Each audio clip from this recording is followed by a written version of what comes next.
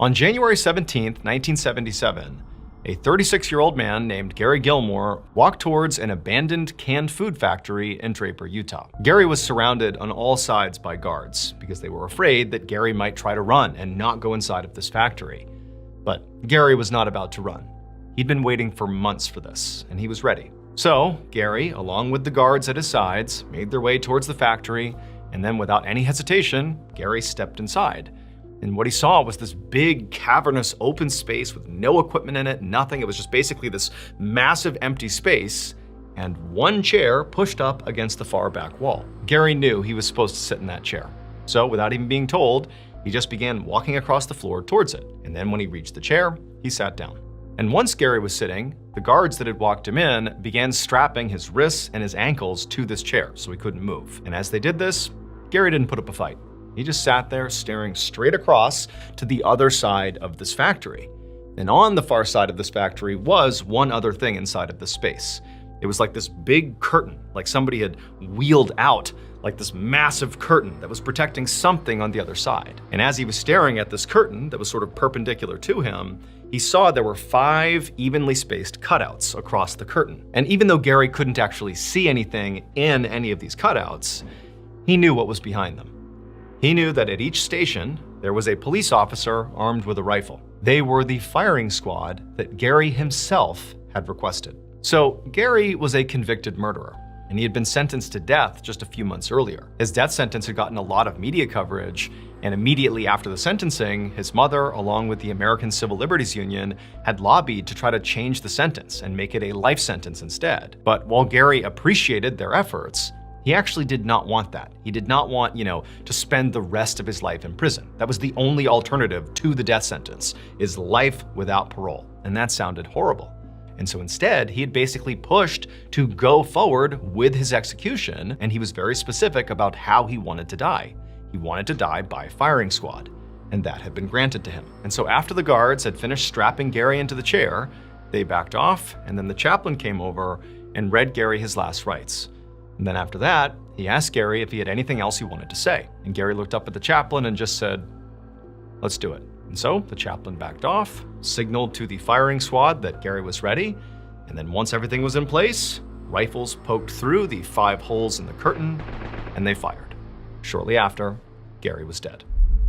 10 years after Gary's execution in 1987, a young marketing executive named Dan Wyden was having a meeting with his colleagues at his company's headquarters in Portland, Oregon. So Dan actually owned this marketing agency, and his company had recently signed this new client. It was a small business with a lot of promise who was hopefully looking to expand, and they were leaning on Dan and his team to help them do that. And while Dan certainly believed that this company had the chance to be huge, he just felt like they lacked something. They needed a strong marketing campaign to really get them off the ground and sort of begin to make them a household name. And so this meeting that Dan was having right now with his colleagues was their attempts at coming up with, what can we do? What kind of campaign can we run for this company? And so for hours, they sat there pitching different ideas, different concepts of how we can elevate this brand.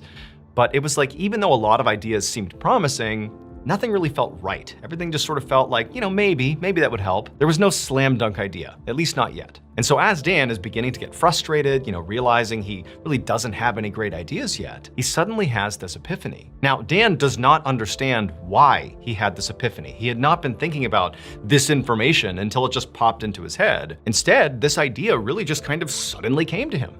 As he's sitting there with his colleagues, feeling frustrated, not knowing what to do, he just randomly found himself thinking about the execution of Gary Gilmore 10 years earlier, death by firing squad. It was all over the news. And Dan, like his colleagues, had certainly kept up with that story. It was a big deal at the time. And as Dan is sitting there just thinking about that execution, he remembered a very particular detail about the execution that for whatever reason just felt like, oh my goodness, we can use that to market this brand. Dan would take a well-known detail from the execution of Gary Gilmore, he would tweak it slightly, and he would use it to fuel this advertising campaign for the small business.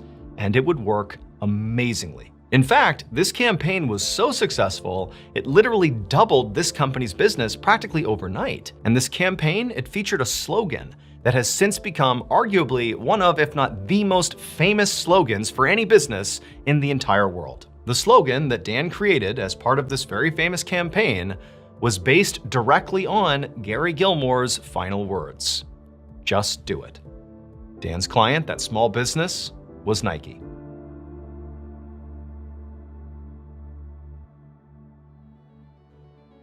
Last year, we launched a brand new podcast here at Ballen Studios called Redacted: Declassified Mysteries with Luke LaManna. And so far, you guys have loved it. And in case you haven't heard, we also launched a YouTube channel for Redacted, where you can not only listen to these episodes, but also watch the beautiful animations we've done for each of these episodes. That channel already has 150,000 subscribers, and it's growing really quickly, and there are hours of content available right now for you to binge. New uploads to this YouTube channel will be every single Tuesday. All you have to do is look up @Redacted Mysteries on YouTube, and I'll also be putting a link in the description below. Wondery Plus subscribers can also watch Redacted on the Wondery app. Okay, back to the stories.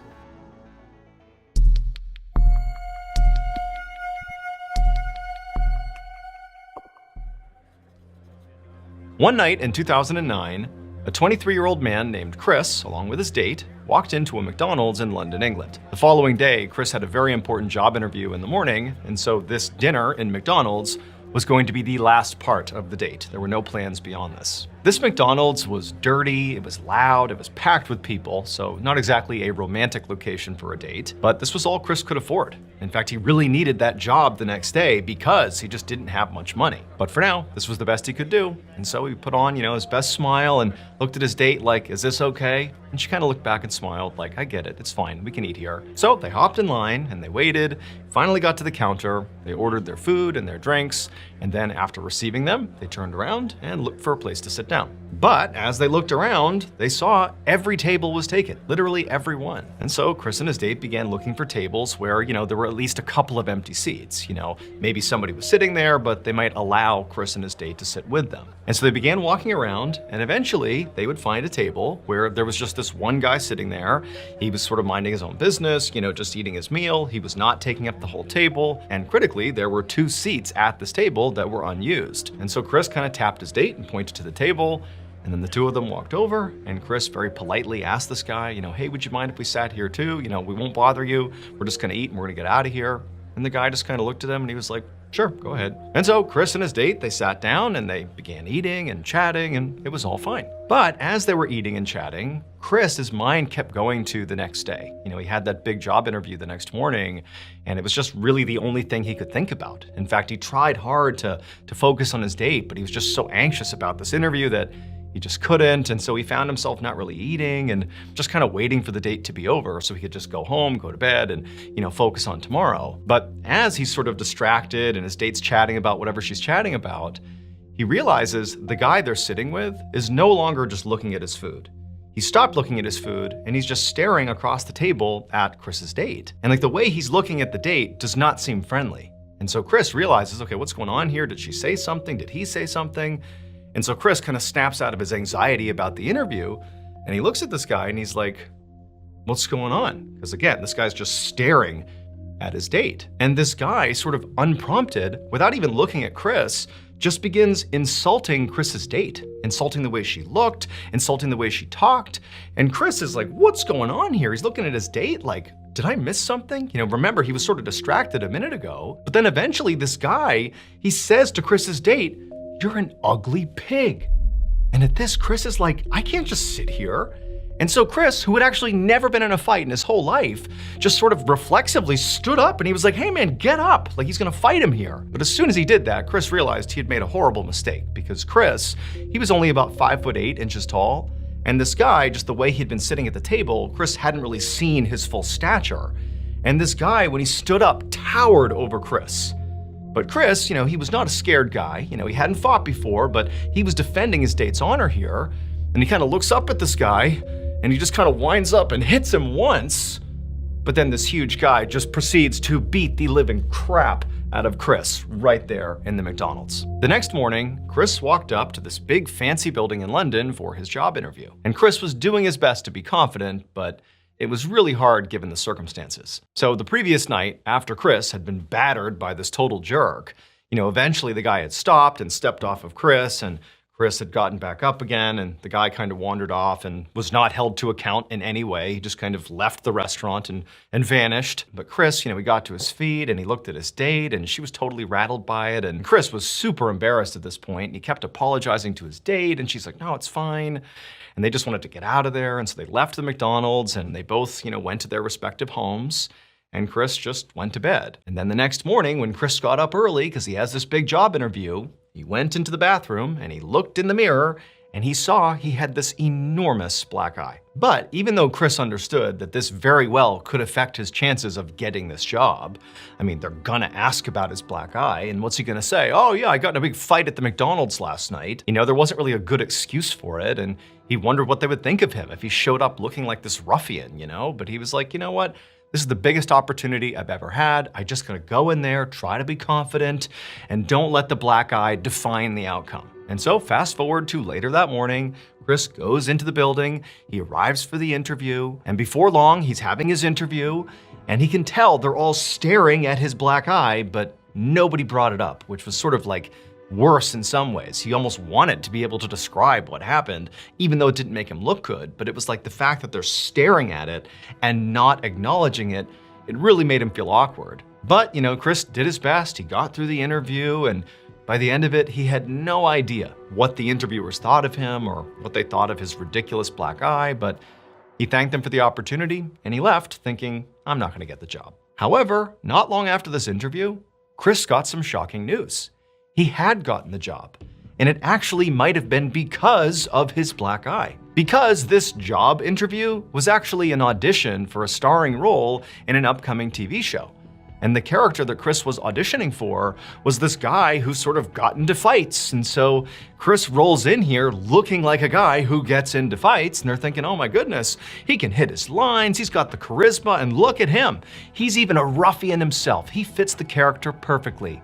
He's our guy. So Chris got cast, and this TV show that he starred in became one of the most popular TV shows in the entire world. And so Chris went from being this guy who could barely afford a dinner at McDonald's to being this amazing actor who was getting nominated for Golden Globe Awards and Emmy Awards. He truly was an A-list star. Today, Chris is better known by his stage name, Kit Harington. And the starring role that he landed that changed his life was the role of Jon Snow in Game of Thrones.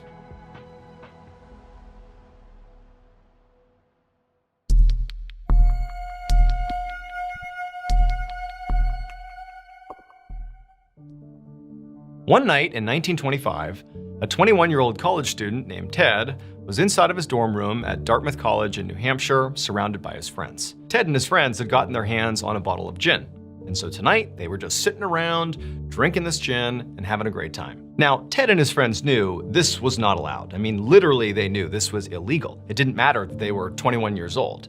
At the time, in the United States in 1925, the country was in the middle of prohibition, which meant no one was allowed to possess or consume alcohol. It was actually illegal. But Ted specifically was willing to take that risk because tonight he wanted to celebrate. Ted was a senior in college and was getting ready to graduate with honors. And also, he had recently been named the editor-in-chief of Dartmouth's humor magazine called Jack-O-Lantern. This was a big deal for Ted. He had aspirations of graduating and becoming a professional writer and publisher, and it just felt like everything was falling into place, getting this job as editor-in-chief. It was a huge accomplishment. So Ted took a swig from the bottle and passed it around the circle, and before long, he and his friends were all pretty drunk and having a great time, laughing and joking and telling stories. It was a lot of fun, but at some point, they heard a knock on their door. And right away, Ted and his friends went silent, remembering that, oh my God, are we in trouble now? Ted said, no, it's fine. I'm sure it's just, more friends coming to stop by and hang out with us. And so Ted, he gets up, he goes to the door, and his heart's racing a little bit because he doesn't know who's there. He opens the door, and it's not friends, it's two police officers. And so Ted and his friends all got busted for drinking alcohol. However, fortunately for them, the police did not press charges, and so nobody went to jail, and also the school, Dartmouth, decided not to expel Ted or any of his friends.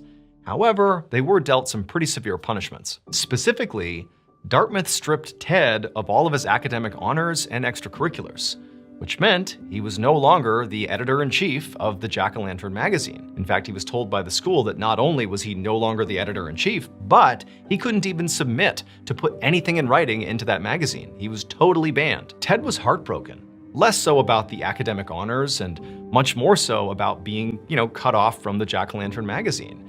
He really had attached a lot of value to being the editor-in-chief. He felt like things were going in the direction of him graduating and becoming this professional writer, and so this was sort of a devastating blow. Ted considered fighting with Dartmouth to try to reinstate himself with the magazine, but the more he thought about it, the more he knew that was going nowhere. They were not going to change their mind. However, Ted was not quite ready to just totally give up on this magazine. He knew this magazine did accept submissions from the public, and so he thought, okay, well, I'm not allowed to submit anything to this magazine, but maybe if I come up with a different name, a pen name, then I can submit my work, they won't know it's me, and maybe I can get something published. And so that's exactly what Ted began doing, and the new editor-in-chief of this magazine had no idea this pen name was actually Ted. And so when they received the work from this pseudonym, they thought it was some new person they had never heard of. And they were so wowed by the work, they're like, this is great! And they began publishing all of Ted's work, not realizing it was his. And for Ted, oddly enough, this became in some ways more satisfying than when he was writing under his own name. He kind of liked this pen name. It kind of, fit the vibe of his writing. And so he just continued up with this ruse for the rest of the time he was at Dartmouth, and then after he graduated, he just continued to write under this pen name. Throughout the rest of his life, Ted would write and illustrate over 60 books, all under this pen name, a name he came up with basically just because he got caught drinking in the dorm in college. These books would entertain and inspire generations of people, and in fact, he would even win a Pulitzer Prize for his contribution to American literature and education. Ted's full name was Theodore Geisel, but I'm sure you know him much better by his pen name, which is Dr. Seuss.